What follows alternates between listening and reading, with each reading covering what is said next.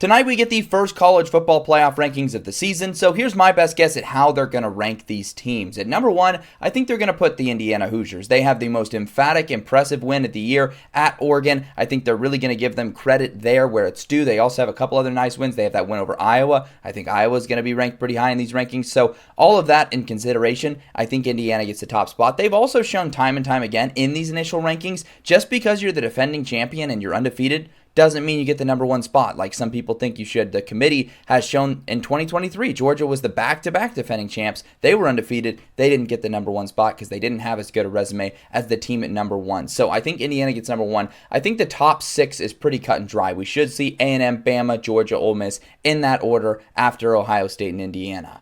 It's after the top six where things get a little interesting. I honestly think the Ducks might end up at the 7 spot just because people know they're a good team. But then again, the Ducks don't have a quality win. Their best win is over Northwestern, arguably, this year. And I do think the committee's going to take that into account. And BYU's undefeated. They typically rank those Big 12 teams a little bit lower. But in this case, I think BYU does get the nod. In fact, I could see a scenario where maybe even Texas Tech is above Oregon. But that would be requiring the committee to give more credit to the Big 12. I think that's already pushing it a little bit. So this would be my projected order. I think we're going to see Texas and Oklahoma end up a lot higher than they are in the AP poll right now. I think the head-to-head will be respected there. The committee doesn't always respect all head-to-head because I think Notre Dame is going to be much higher than Miami. They've shown time and time again, if one team is really hot and the other team is not, it doesn't matter if there was some head-to-head early in the season. So I think a big gap between where Notre Dame and Miami will be in this ranking. I think Virginia probably going to be a little bit lower than they are in the AP, and then probably have Louisville and Georgia Tech sandwiched in there as well. Vandy, again, another team from the SEC that I think will get inflated a little.